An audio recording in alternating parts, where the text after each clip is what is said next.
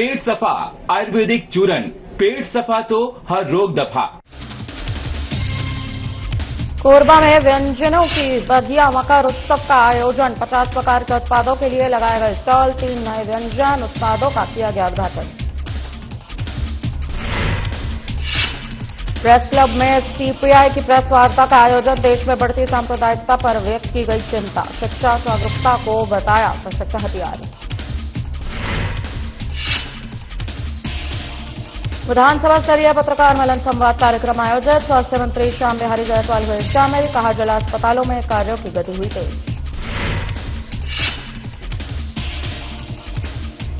बालोद में महिला खो खो प्रतियोगिता का आयोजन, कॉलेज की 9 छात्रा खिलाड़ियों ने लिया भाग, अध्यक्ष प्रतिभा चौधरी ने कार्यक्रम का किया शुभारंभ।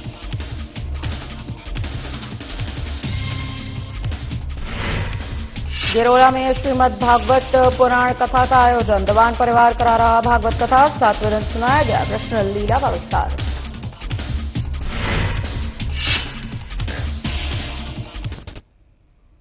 नमस्कार, मैं आश्रुति बोहरा, आपका बहुत बहुत स्वागत है हमारे इस खास बुलेटिन में। शुरुआत करेंगे बड़ी खबरों के साथ। सरकारी योजनाओं का लाभ जरूरतमंदों तक पहुंचे, इसके लिए बनाई गई तमाम सार्वजनिक वितरण प्रणाली यानी कि उचित मूल्य की दुकान अब सवालों के घेरे में आ चुकी है। आप ले चलते हैं छत्तीसगढ़ के सारंगढ़ बिलाईगढ़ जिले के मलुहा गांव में, जहां ऐसा ही मामला सामने आया, जहां मृतक चावल लेने दुकान आ रहा था। ऐसा हमारा कहना नहीं है, बल्कि वहां के ग्रामीण और ऑनलाइन रिपोर्टर्स ये बयां कर रहे हैं। क्या है पूरा मामला, देखिए हमारी खास रिपोर्ट।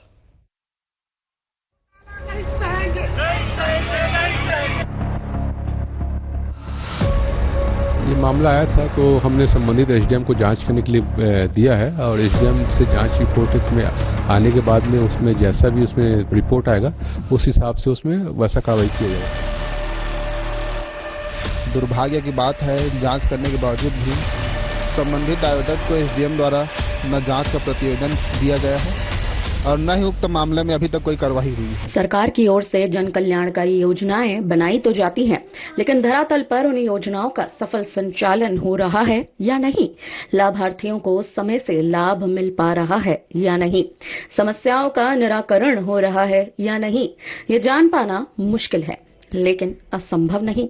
अगर आपको ये बताया जाए कि दुकानों पर अब मृतक चावल दाल लेने आ रहे हैं, तो आप इससे क्या समझेंगे? यही ना कि यह असंभव है, ऐसा कैसे हो सकता है? ये पूरा मामला छत्तीसगढ़ के सारंगढ़ बिलाईगढ़ जिले के छोटे से गांव मलुहा में हो रहा है।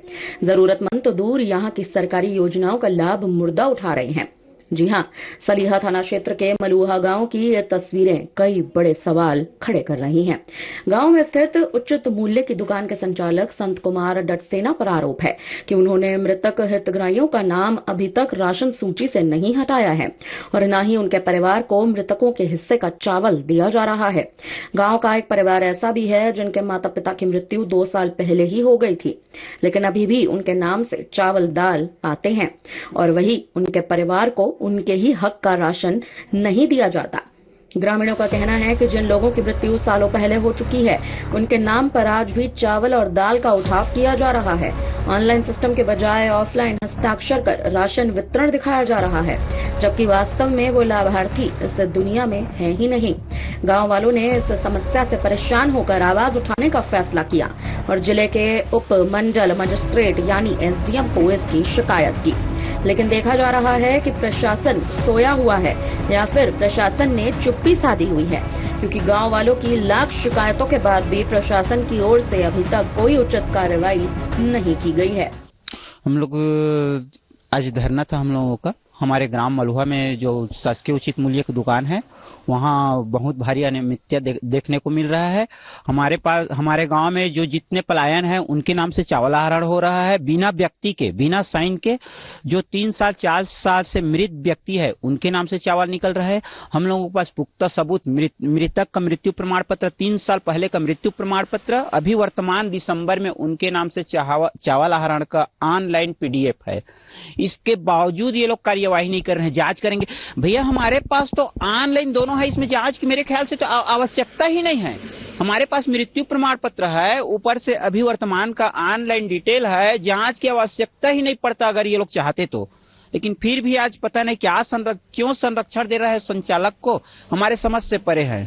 अनुविभाग बिलाईगढ़ अंतर्गत ग्राम मलुहा में चावल घोटाला हुआ था, जिसके शिकायत विधिवत जो है कलेक्टर के पास किए थे, जिसमें बिलाईगढ़ एसडीएम द्वारा जांच किया गया है। दुर्भाग्य की बात है, जांच करने के बावजूद भी संबंधित आवेदक को एसडीएम द्वारा न जांच का प्रतिवेदन दिया गया है और न ही उक्त मामले में अभी तक कोई कार्रवाई हुई है। इसी मामले को लेकर आज धरना प्रदर्शन था। बिल्कुल उग्र प्रदर्शन करने की तैयारी है। आवश्यकता पड़ेगी तो भूख हड़ताल करेंगे, कार्यालय का घेराव करेंगे और जहां भी जरूरत पड़ेगी वहां जाएंगे। ये तो मामले की शाखाएं हैं, जड़ कुछ और ही है। ग्रामीणों ने सरकारी राशन दुकान संचालक पर यह भी आरोप लगाया है कि वह अवैध रूप से चावल दाल खुले बाजार में बेच रहा है। ग्रामीणों ने ये मामला कलेक्टर के सामने रखा और कलेक्टर को लिखित आवेदन देकर कार्रवाई की मांग की। अपने आवेदन में आवेदक लोकनाथ पटेल ने बताया कि संचालक ने कलेक्टर ऑफिस में आने से पहले उसे डराया और धमकी दी, जिससे पूरे गाँव में भय का माहौल बन चुका है। मामले की तह तक जाने के लिए साधना प्लस न्यूज के संवाददाता ने एसडीएम और कलेक्टर से बातचीत की है। एसडीएम ने बताया कि पूरे मामले की जांच चल रही है, रिपोर्ट आते ही कार्रवाई की जाएगी। हाँ सर, मलुहा गांव में पीडीएस का एक मामला आया है, जिसमें जितने भी मृतक है उनके नाम से भी चावल दिया जा रहा है और ये आरोप लगाया जा रहा है संचालक के ऊपर कि वो चावल अपने पास रख रहे हैं और हितग्राहियों को भी नहीं दे रहे और ना ही मृतकों का नाम काटा जा रहा है। और इसकी शिकायत उन्होंने कलेक्टर से भी की है, आपसे भी की है। आवेदन करता है जिनका नाम है लोकनाथ पटेल। इसके लिए उन्होंने धरना प्रदर्शन भी किया था आपके ऑफिस के बाहर, एसडीएम ऑफिस के बाहर। क्या कहना चाहेंगे सर? मैडम, इस संबंध में शिकायत मुझे मिली थी और शिकायत मिलने के बाद मैं स्वयं वहां पे जाके जांच किया हुआ था और जो शिकायत करता है और जिनके खिलाफ शिकायत लगा है उनसे दोनों पक्ष से मैंने बयान लिया है और साथ में रिकॉर्ड्स की भी जांच किया वहां पे जाके। बयान में ये आया है कि जो शिकायत करता है उसका बोलना है कि उसके घर के कुछ मृतक सदस्य हैं, उनके नाम पे राशन उठाया जा रहा है, ठीक है। लेकिन साथ में वो अपने बयान में ये भी बोला हुआ है कि पूरा का पूरा जो राशन मेरे परिवार के सदस्य और मेरे को मिला के जो होता है पूरा राशन मैंने प्राप्त किया है और इस बारे में वो वहां पे जो पंजी होता है, रजिस्टर होता है, वहां पे अपना साइन भी किया हुआ है, ठीक है। एक चीज तो ये है। दूसरा चीज ये कि जो शिकायत करता है, पहले एक शिकायत लगाया था, उसके बाद वो स्वतः अपना शिकायत वापस ले लिया था कि अब मैं कार्रवाई करना नहीं चाहता। तो एक बार तो हम कार्रवाई चाहते हैं बोलेगा, एक बार नहीं चाहते हैं बोलेगा। इसका मतलब ये है कि वो खुद कंफ्यूज्ड है कि करना क्या है। तीसरा चीज ये कि कोई भी शिकायत आता है तो हम दोनों पक्ष का सुन के करते हैं, सामने वालों को भी अपना पक्ष रखने का मौका देना पड़ता है। मैडम, फिलहाल अधिकारियों ने जांच चलने का हवाला दिया है, लेकिन ग्रामीण अपनी मांग पर अड़े हुए हैं। गाँव वालों की मांग है कि मृत हितग्राहियों के नाम तत्काल सूची से हटाए जाएं, रिकॉर्ड की जांच हो, दोषी पाए जाने पर दुकान संचालक के खिलाफ कड़ी कार्रवाई हो। ग्रामीणों ने प्रशासन को चेताया कि अगर कार्रवाई नहीं की गई तो वह उग्र आंदोलन देखने के लिए तैयार रहें। जहां जिंदा लाभार्थी दाना चावल के लिए तरस रहा है तो वहीं मुर्दा अनाज घर ले जा रहा है। प्रशासन ने मामले की जांच के संकेत दे दिए हैं, लेकिन सवाल अब भी यही है। ये मामला आया था तो हमने संबंधित एसडीएम को जांच करने के लिए दिया है और एसडीएम से जांच रिपोर्ट में आने के बाद में उसमें जैसा भी उसमें रिपोर्ट आएगा उस हिसाब से उसमें वैसा कार्रवाई किया जाएगा, क्योंकि ग्रामीण क्षेत्र के लिए आपको एसडीएम ही सक्षम अधिकारी होता है कार्रवाई करने के लिए भी। तो उस संबंध में एसडीएम से भी आपको उसका वास्तविक रिपोर्ट ले लूंगा कि कब तक सरकारी योजनाओं के सामने इस तरह की बाधाएं आती रहेंगी, कब तक एक गरीब लाभार्थी के मुंह से निवाला छीना जाता रहेगा, आखिर कब तक प्रशासन के नीचे काम कर रहे कर्मचारी जनता के सामने अपनी चलाएंगे, कब तक इस तरह की शिकायतों के दस्तावेज धूल खाते रहेंगे और कब तक योजनाओं में गड़बड़ियों पर कार्रवाई नहीं होगी। ब्यूरो रिपोर्ट, साधना न्यूज। अब चावल घोटाला नहीं सहेंगे।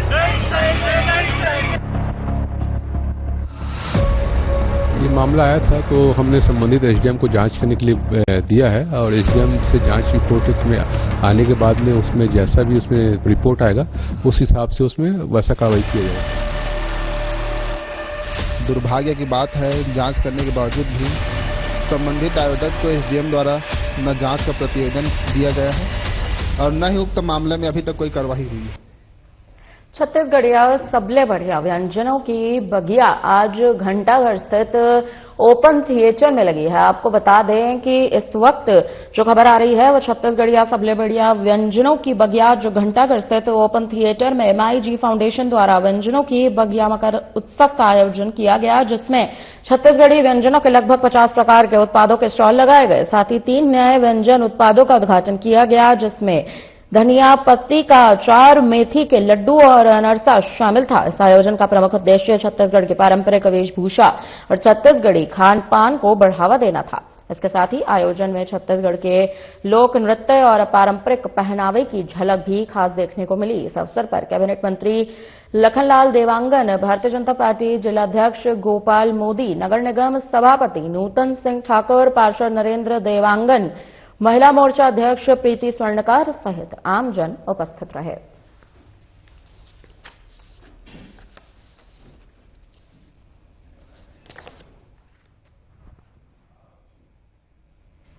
कोंडागांव में भारतीय कम्युनिस्ट पार्टी यानी कि CPI ने प्रेस क्लब में आयोजित प्रेस वार्ता के माध्यम से देश में बढ़ती सांप्रदायिकता पर गहरी चिंता व्यक्त की है। शिक्षा, जागरूकता और सबसे सशक्त हथियार बताया है। पार्टी नेताओं ने स्पष्ट कहा है कि हिंसा और हथियारों के रास्ते समाज, देश की एकता और अखंडता को कमजोर करते हैं, जबकि शिक्षा ही स्थायी और सकारात्मक समाधान है। प्रेस वार्ता को संबोधित करते हुए CPI राज्य परिषद सचिव मंडल सदस्य तलक पांडे का कहना है कि आज देश में सुनियोजित तरीके से नफरत और विभाजन की राजनीति को बढ़ावा दिया जा रहा है। कुछ कट्टरपंथी ताकतें समाज को बांटकर अपना राजनीतिक स्वार्थ साधना चाहती हैं। उन्होंने कहा कि तलवार या बंदूक से मिलने वाली ताकत क्षणिक होती है और केवल विनाश लाती है, जबकि कलम समाज को जोड़ने, सोच बदलने और लोकतंत्र को मजबूत करने का कार्य करती है। तलक पांडे ने कहा कि हिंसा का जवाब हिंसा नहीं हो सकता, इसका एकमात्र उत्तर शिक्षा, वैज्ञानिक सोच और संवैधानिक मूल्यों की एक रक्षा है। इसी उद्देश्य से CPI द्वारा कलम यानी कि पेन अभियान की शुरुआत की गई है, ताकि आमजन, विशेषकर युवा वर्ग, नफरत की राजनीति को समझे और उसके खिलाफ जागरूक होकर खड़ा हो।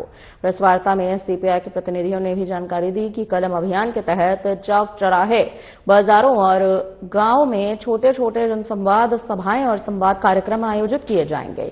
इन कार्यक्रमों के माध्यम से शिक्षा, आपसी भाईचारे और सांप्रदायिक सौहार्द का संदेश समाज के हर वर्ग तक पहुंचाया जाएगा।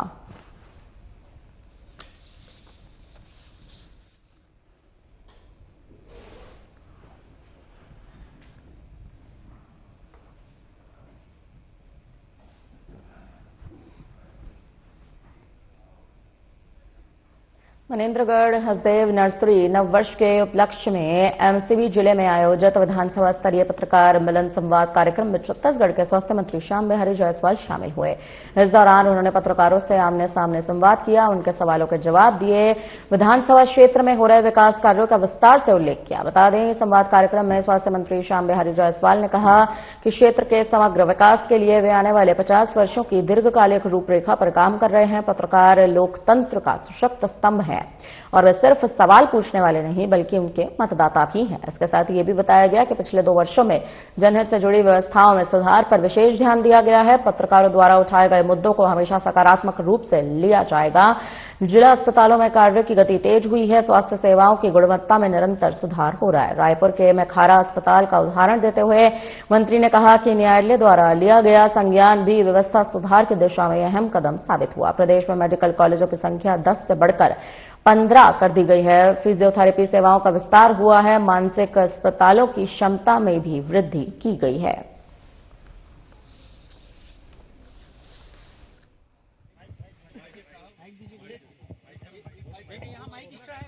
भरते रहिए। मेरे को लगता है कि आपके जिस प्रकार के कार्य हैं सब पत्रकार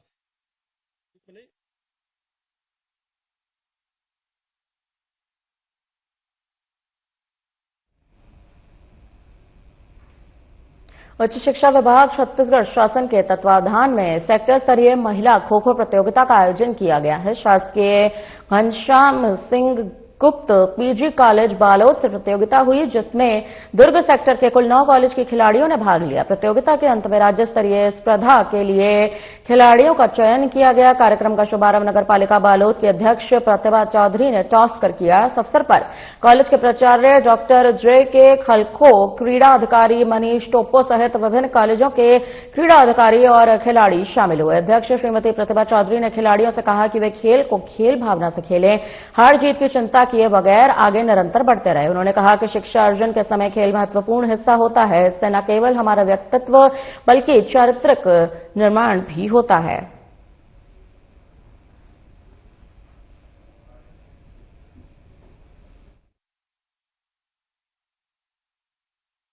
हमारे पास सितंबर में जनरेट हो चुका था। आयुक्त से बैठक हुआ था रायपुर में, तो घनश्याम सिंह स्नातकोत्तर महाविद्यालय के दायित्व दिया गया है और साथ ही साथ 1 तारीख जैसे आप सबको पता 1 तारीख को राज्य स्तर का भी टूर्नामेंट हमारे कॉलेज पे होना है, तो उसमें साथ साथ तैयारी चल रही है। अब एज ए स्पोर्ट्स पर्सन हम जो चैलेंज लेते हैं और हमारे पूर्व प्रेसिडेंट अब्दुल कलाम जी ने कहा है, अगर आपको सूरज की तरह चमकना है तो जलना पड़ेगा। तो हम लोग स्पोर्ट्स पर्सन उसी तरह से लेते चैलेंज लेता है, क्योंकि अभी और रात ट्रैवल करके खिलाड़ी एक प्रदेश से दूसरे प्रदेश जाता है और उसमें मैच करके मेडल लाता है और वापस आने के बाद एग्जाम की फाइट करता पास भी होता है। तो ये हमारा बचपन से ये हैबिट में आ जाता है कि हमको चैलेंज लेना है। बच्चों को बहुत शुभकामनाएं देना चाहती हूँ और हाँ, मैंने भी सुना भी कि परसों बच्चों के एग्जाम है करके, और ये बच्चों में एक उत्सुकता देखने की मिल रही है कि एग्जाम होने के बाद ये बच्चे यहाँ पर खेल के लिए आए हैं, खो के लिए आए हैं। निश्चित तौर पर अभी हम विकास की गंगा बहाने के लिए लगे हुए हैं कंटिन्यू। अभी मंत्री जी आए थे, आप सबको याद होगा, खेल मंत्री जी आए थे, उन्होंने ना स्टेडियम के लिए कहा है कि आप बना करके दीजिए, अब हमको इसको खेल मैदान को बहुत अच्छा बनाना। कोंडागांव ग्राम गिरोला में श्रीमद भागवत ज्ञान यज्ञ महापुराण का आयोजन दीवान परिवार कर रहा है, जो कि श्रीमद भागवत कथा 9 दिवसीय महापुराण में रामचरितमानस श्री कृष्ण लीला का विस्तृत ग्रामीण जनों और क्षेत्रवासियों भक्तजनों को कथा 7वें दिन सुना रहे हैं। इस पावन परम अवसर पर मोक्षदायिनी कथा के व्यासपीठ पर वक्ता के रूप में पंडित प्रवीण दुबे महाराज कांकेर वाले विराजित होकर अपने मुखारविंद से भक्तात्मक कराएंगे। आपको बता दें, वही कथा के आयोजन करता गिरोला के व्यापारी केवल दीवान विगत को 2 वर्षों से श्रीमद भागवत महापुराण कथा कराया जा रहा है, जिसमें भक्तजन, माता बहनें, युवा बच्चे कथा का आनंद ले रहे हैं। आपको बता दें, 14 जनवरी बुधवार से शुरू हुई ये कथा 22 जनवरी गुरुवार को गीता पाठ, पूजन, पुण्यहित और प्रसाद वितरण कर समापन कराया जाएगा। इसमें विशेष सहयोग महेंद्र दीवान, वीरेंद्र जगन्नाथ, बद्रीनाथ जगदीश, प्रवीण, धनेश, तेजलाल, गजराज, ब्रह्मलाल आदि सहयोग भी कर रहे हैं। श्रीमद भागवत ज्ञान यज्ञ महापुराण का यहां पर आयोजन किया जा रहा है।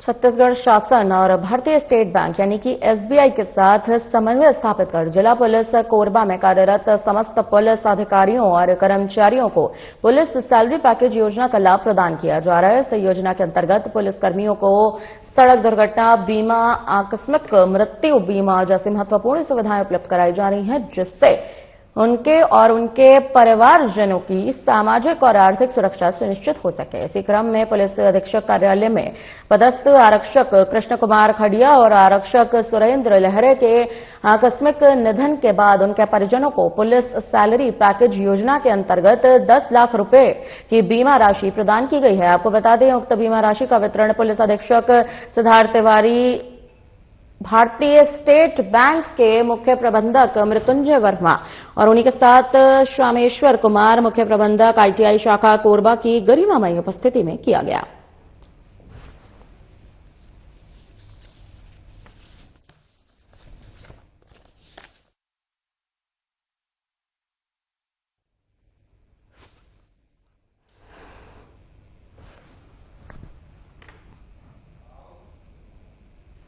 बीजेपी सांसद संतोष पांडे का कहना है कि पश्चिम बंगाल की टीएमसी शासन में लोकतंत्र नहीं है, बल्कि भय, दबाव और राजनीतिक हिंसा की एक प्रयोगशाला है। जादवपुर विधानसभा क्षेत्र में बूथ लेवल ऑफिसर अशोक दास की मौत यानी कि आत्महत्या जो मौत है वो उनकी आत्महत्या नहीं है, बल्कि फर्जी और अवैध वोटरों के नाम हटाने पर टीएमसी नेताओं की ओर से बनाए गए लगातार दबाव और जान से मारने की धमकियों का नतीजा है। एक ईमानदार चुनाव अधिकारी को सिर्फ अपना संवैधानिक कर्तव्य निभाने की इतनी बड़ी सजा दी गई है। ये लोकतंत्र की आत्मा की हत्या है। सांसद ने सीएम ममता बनर्जी को निशाने पर लिया, सीधे सवाल किया, पूछा कि क्या बंगाल में अब चुनाव ड्यूटी निभाना भी जान जोखिम में डालने जैसा हो चुका है।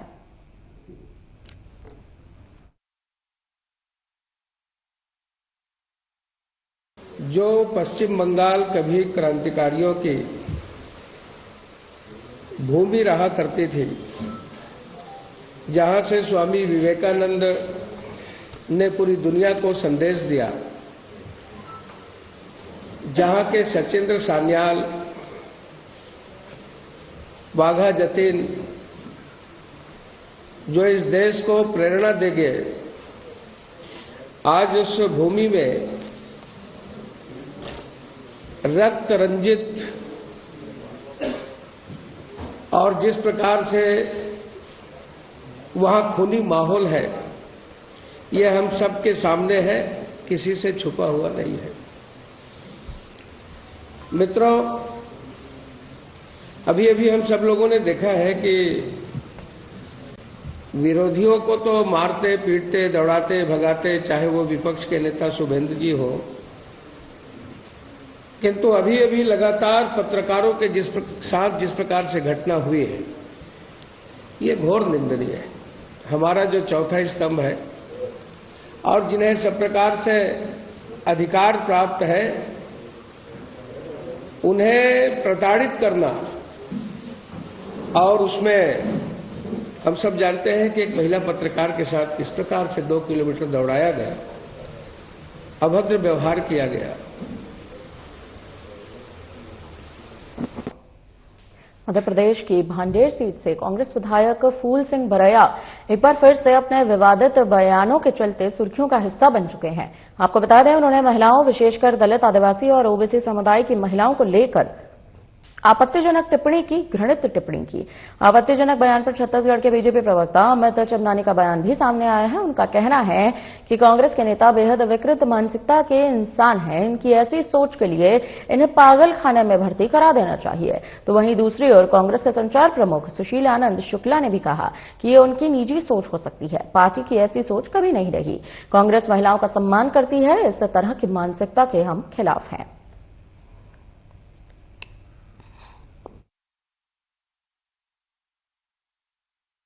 ये जो कांग्रेस के विधायक हैं, बेहद विकृत और नीच मानसिकता के इंसान हैं। इन्होंने एससी, एसटी, ओबीसी की महिलाओं को ये कहा कि ये सुंदर नहीं होती हैं। शर्म नहीं आई इनको ऐसा बोलने से पहले? इन्होंने कहा कि ग्रंथों में लिखा है, सनातन धर्म में लिखा है कि इन लोगों के साथ नैतिक, अनैतिक व्यवहार करने से किसी प्रकार का कोई पुण्य मिलता है। मुझे लगता है कि इन्हें जल्दी से जल्दी पागल खाने में भर्ती करना चाहिए, इनका इलाज कराना चाहिए। इलाज के लिए कांग्रेस के पास पैसे नहीं है तो हम छत्तीसगढ़ से व्यवस्था करेंगे, और छत्तीसगढ़ के कांग्रेस नेताओं को भी डूब मरना चाहिए, क्योंकि इतनी बड़ी महिलाओं के अपमान की बात हो गई। कांग्रेस के छत्तीसगढ़ के किसी नेता ने इस बयान की निंदा नहीं की है। देखिए, उनके अपने विचार हो सकते हैं। कांग्रेस पार्टी इस प्रकार के स्तरहीन भाषा का, स्तरहीन विचारों का कभी समर्थन नहीं करती है। और निश्चित तौर पे किस संदर्भ में क्यों कहा उन्होंने, इसके बारे में आला कमान संज्ञान में लेगा। चूंकि मध्य प्रदेश के नेता हैं तो बहुत ज्यादा उनके बारे में यहां से हम कुछ भी कहने की स्थिति में नहीं है, लेकिन जो उन्होंने कहा है उसको हमने सुना है। कांग्रेस पार्टी के विचार हो ही नहीं सकते। कांग्रेस पार्टी इतनी स्तरहीन भाषा का, इतनी स्तरहीन शब्दों का कभी समर्थन नहीं करती।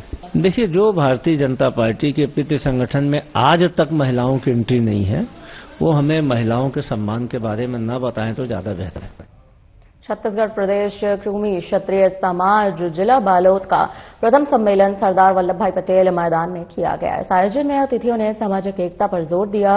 कार्यक्रम में समाज के प्रतिभाओं का भी सम्मान किया। तो वहीं खर्चली शादियों को रोकने के लिए समाज की ओर से 2 जोड़े का आदर्श विवाह भी कराया गया। समाज की महिलाओं ने भव्य कलश यात्रा निकाली और कार्यक्रम का शुभारंभ किया।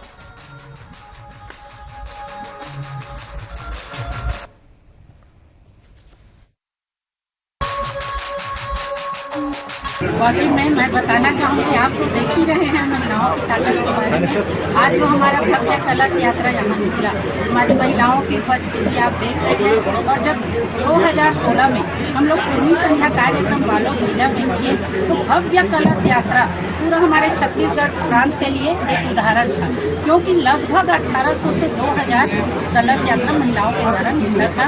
उसकी भव्यता बता रही थी, वाकई में उस क्षेत्र में पूर्वी समाज की जागरूकता कितनी है। वहाँ चंद्राई इकाई होता है, 5 और थे अलग अलग, लेकिन सब सामूहिक रूप से सभी जगह सामाजिक बैठक और रामायण का सम्मेलन और जस गीत का सम्मेलन ये सब हो रहा है। और इसी कड़ी में आज बालोद सामाजिक बैठक में आना हुआ। और आज बालोद में जो स्थिति है कि धान खरीदी ये 30 जनवरी को 29 जनवरी तक तो नहीं हो पाएगा। 30% किसानों का धान बचेगा। अरे रुक जाओ, ये किसान धान बेचने से वंचित रह जाएंगे, इनको 3100 का लाभ नहीं मिलेगा। ये बेहद दुर्भाग्यजनक स्थिति है। ये सरकार किसानों को कमजोर करना चाहती है। फिलहाल के लिए इस बुलेटिन में इतना ही। मुझे दीजिए इजाजत। नमस्कार।